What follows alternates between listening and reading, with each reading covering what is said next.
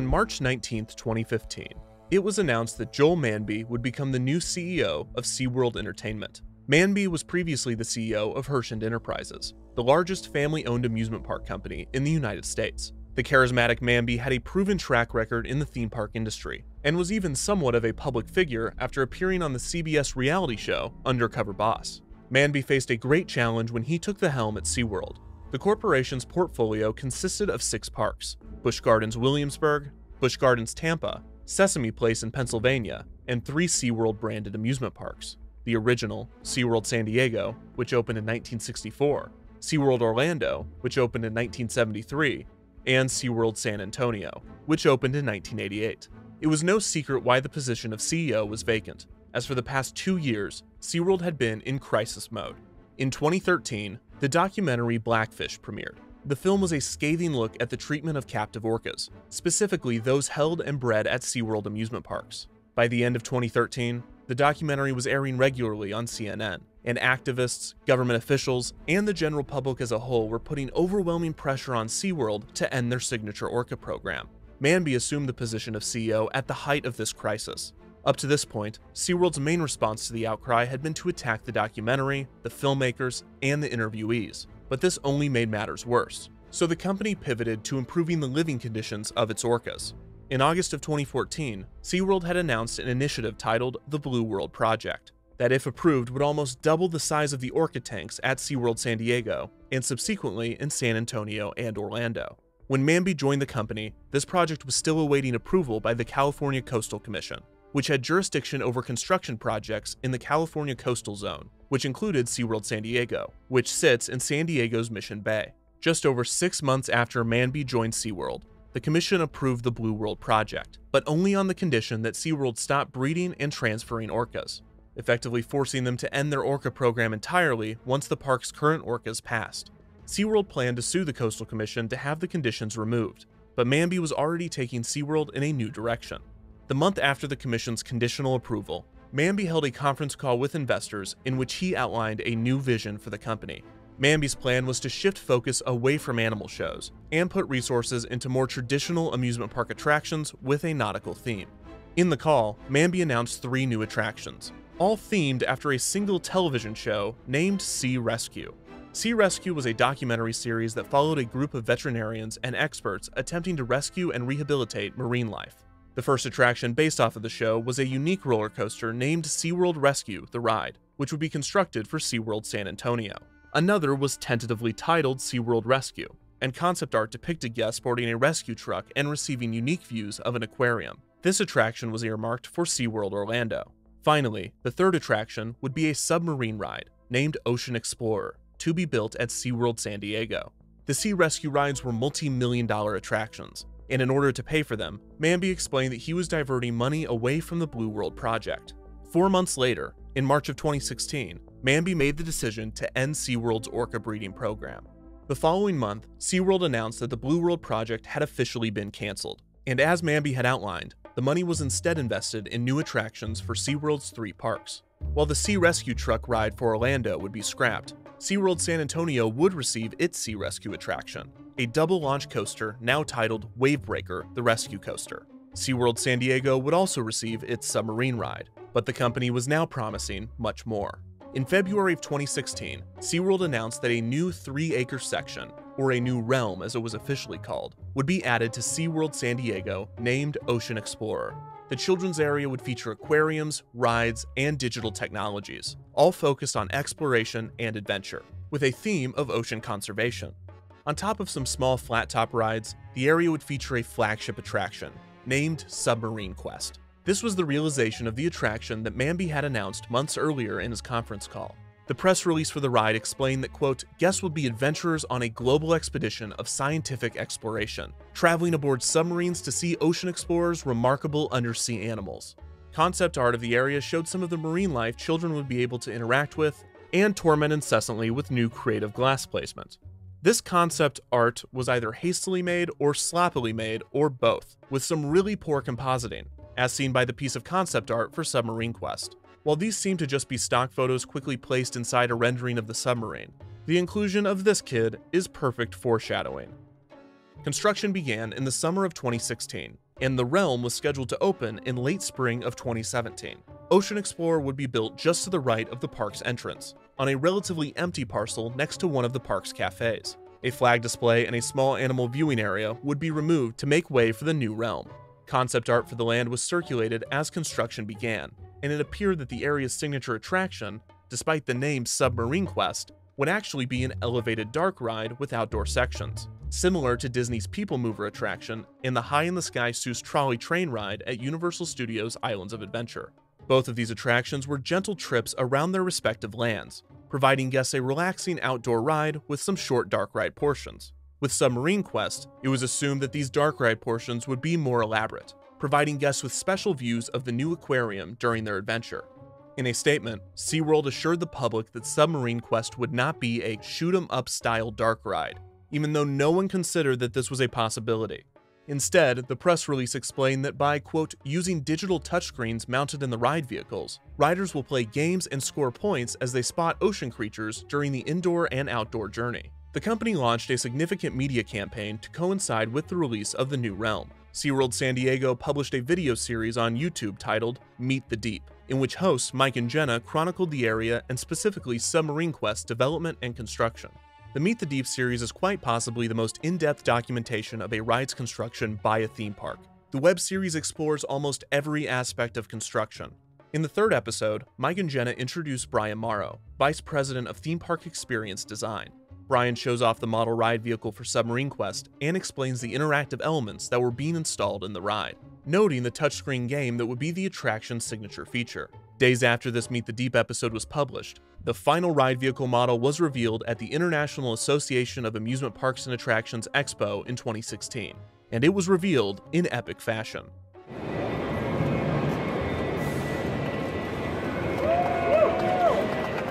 A trailer was also released during the expo with a new opening date of summer 2017. Punch in your coordinates. Set a course for discovery. Dive into Ocean Explorer, a whole new realm at SeaWorld. In January of 2017, a Meet the Deep episode was published in which Brian gave a tour of Chance Rides in Wichita, Kansas, which was the manufacturer for the attraction. They gave the first glimpse of the full-scale sub still in production, complete with lighting and the touchscreen game. The next episode featured Mike and Jenna actually playing this game. It was explained that the in-ride game would feature difficulty resistance, so that it was challenging for players of all ages. It was also revealed that there would be different levels of awards depending on how well the riders played. Also during this time, SeaWorld announced that a new roller coaster named Electric Eel would debut at SeaWorld San Diego in 2018. This coaster would be part of a Phase 2 expansion to the Ocean Explorer realm. Throughout the spring of 2017, as construction crews were putting the finishing touches on the new land, Meet the Deep walked the site multiple times. In April, SeaWorld held a ceremony to unveil the final submarine to park guests. 3, 2,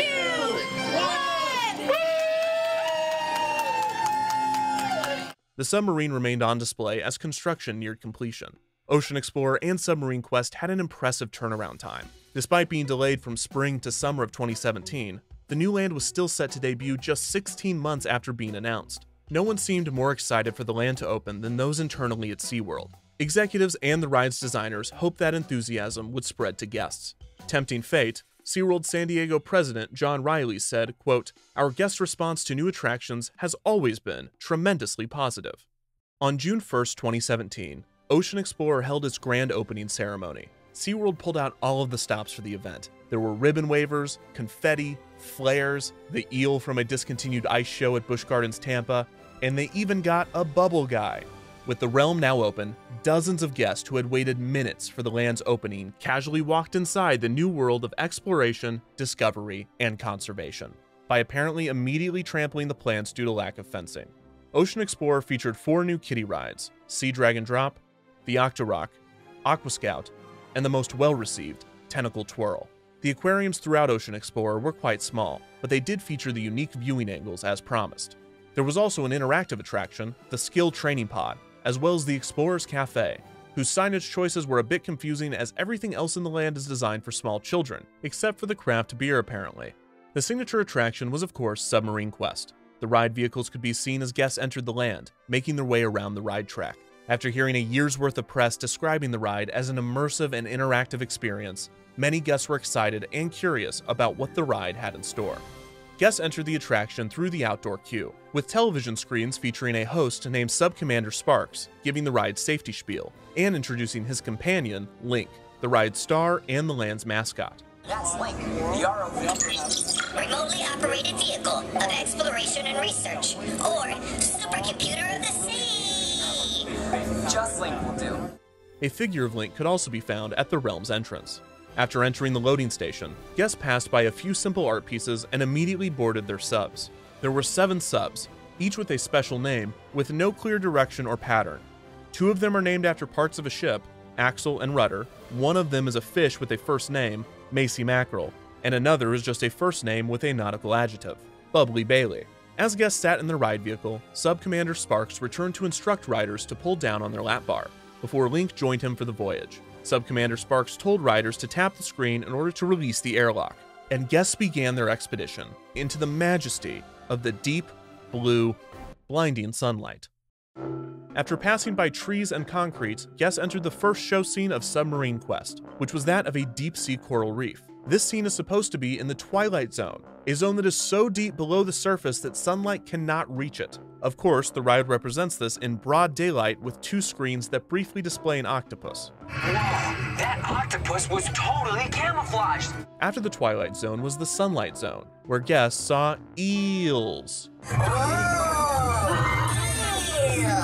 Click faster! Sub-Commander Sparks detects a large animal ahead, and guests begin a pursuit.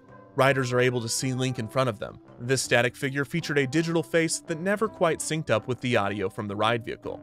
The 2 decide to send out the Beacon Buddies on a mission. Wow, look at this genuinely amazing experience that totally cannot be replicated. Wait. The Beacon Buddies find huge jellyfish and something even bigger ahead. As guests escape to the old sea pod to take a look, riders are instructed to open another hatch, despite the hatch always opening before the instruction audio is finished. Press the blue button to open the hatch! The sub then enters a sea pod full of screens that display a giant CGI squid. After a brief stop in the sea pod, riders open the escape hatch and re-enter the ocean, just as the squid breaks the glass on the sea pod and releases ink. As guests exit the pod, water sprays at riders. The water effect was incredibly inconsistent, and it is not clear whether the water was triggered by a game mechanism and only appeared sometimes, or if it was simply an unreliable effect. It was shot from the left of the ride vehicles, and instead of giving all of the riders a light mist, it just hosed the rider in the front left seat. After this scene, the subs take a final turn back into the loading station. During this short segment, guests found out what type of explorer they were. There were 3 options: Junior Explorer, Super Explorer, and Master Explorer, even though in playtesting Mike scored Marine Veterinarian, which did not seem to be an option that made it into the final game. Guests then re-entered the loading station and exited their vehicles. Incredibly, Submarine Quest was not a hit with guests, and this is putting it lightly. In general, guests were shocked to find out that Submarine Quest was neither sub nor marine, as it took place 15 feet above the ground in the open air. The outdoor show scenes were sparse, and the one dark ride scene was a disappointment. The ride did look better at night, as there was at least a chance of the illusion of being in the deep ocean, but sunset in the summer in San Diego is around 8 p.m., and most nights, SeaWorld closed at 9. The creative decisions made for the ride were quite confusing.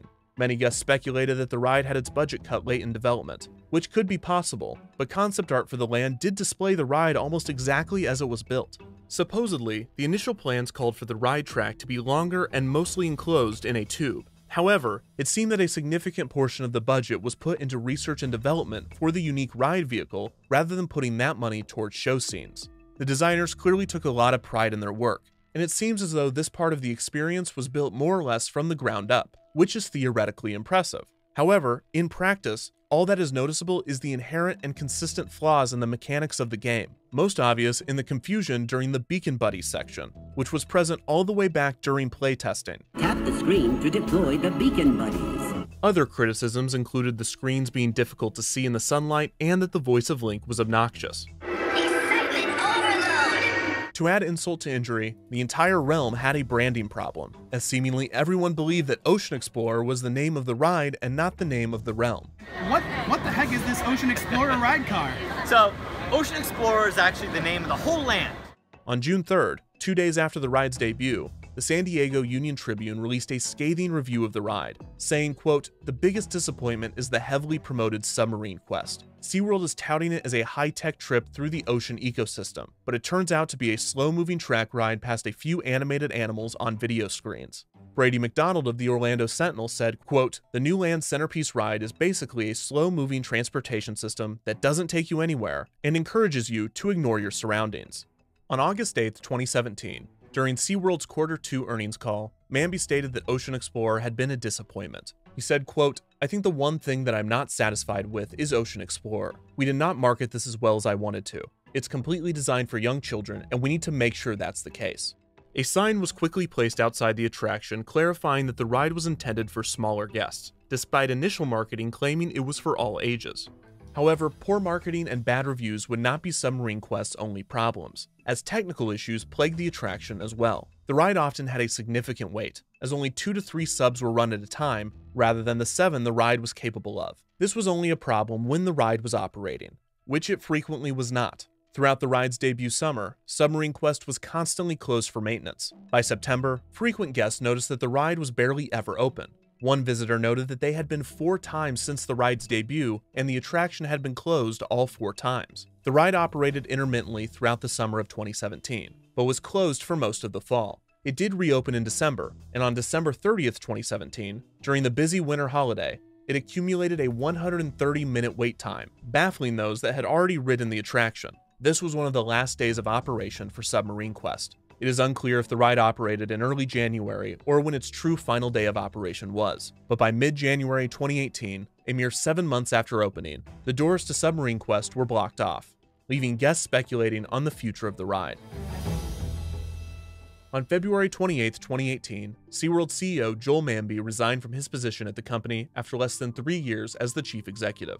Falling attendance and steep quarterly losses were cited as the main reason for Manby's exit, but multiple publications were quick to mention the recent failure of the Submarine Quest attraction. While clearly not the main reason for his departure, the realm's failure could have been a contributing factor. Just 4 days later, it was announced that Chief Creative Officer Anthony Esparza and Vice President of Theme Park Experience Design, Brian Morrow, were resigning from their roles as well. Many online again wondered if the resignations were related to the poor reception of the Ocean Explorer realm, but this is merely speculation. Other rumors circulated attempting to make sense of the ride's closure. Some believe that an injury had occurred on the ride or that SeaWorld was suing either the designers or the manufacturers over technical issues. Currently, there is no evidence to support these claims. Without explanation, Submarine Quest remained closed throughout the spring of 2018. In May, the San Diego Union Tribune ran a piece on the attraction. SeaWorld San Diego's official statement on the ride was, quote, "As we've conveyed to our park guests who've asked, the Submarine Quest ride at Ocean Explorer is currently undergoing maintenance.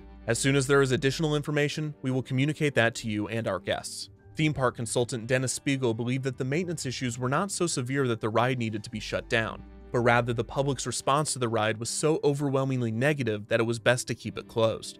Despite the open-ended response on the ride's status, SeaWorld removed all mention of the ride from the park's website. The attraction's name was soon removed from the park's maps as well, with the illustration being modified to remove the ride cars. On May 10, 2018, Electric Eel debuted at SeaWorld San Diego, billed as an addition to the Ocean Explorer area despite being fairly disconnected from it geographically. The short coaster was received well, and it effectively distracted guests from Submarine Quest's continued closure. In the summer of 2018, leftover Submarine Quest toys could be found at SeaWorld Orlando and Busch Gardens Tampa, despite the ride remaining closed and also being on the other side of the country. On July 2, 2018, Legoland California, a theme park just 30 miles north of SeaWorld San Diego, debuted their own submarine ride, named Lego City Deep Sea Adventure. The attraction actually placed guests under the water to view real sea creatures, which also featured more story and more show scenes. With a longer ride time and an actual feeling of discovery and exploration, Lego's Submarine Ride was everything the guests wanted and expected from Submarine Quest, and audiences were quick to notice the juxtaposition.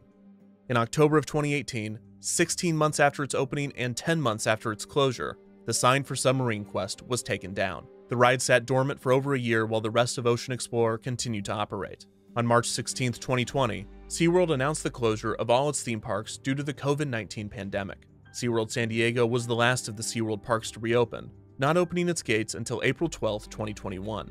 When it did, it was revealed that work walls had been constructed around Submarine Quest. One guest noted that about 20% of the ride track has been removed, including the building for the ride's only dark ride portion, confirming that Submarine Quest is now officially defunct. Submarine Quest is a perplexing story. Most tales of ride failures have an obvious contributing factor, such as a budget cut, a mechanical flaw, a rush to market, or a world-shattering news event that suddenly makes the initial concept taboo halfway through development. However, Submarine Quest did not have an obvious hurdle. While budget, time constraints, and mechanics certainly could have contributed to the attraction's failure, based on available information, it seems just as likely that it was simply a bad idea with bad execution. The design team clearly put a lot of energy and thought into the attraction, but in all of the wrong areas, and the heavy marketing efforts and enthusiasm from SeaWorld staff could not distract from the ride's glaring and overwhelming creative failures. Submarine Quest is not only a result of the precarious position SeaWorld was in at the time of its construction, it's also a perfect representation of it. Submarine Quest, like SeaWorld, had a huge identity problem. It did not know what it should be, and it certainly did not know what audiences wanted from it. As SeaWorld continues to rebrand and evolve, the company can only hope that their parks as a whole meet a different fate than that of Submarine Quest. What is this? It's the greatest dark ride in the world.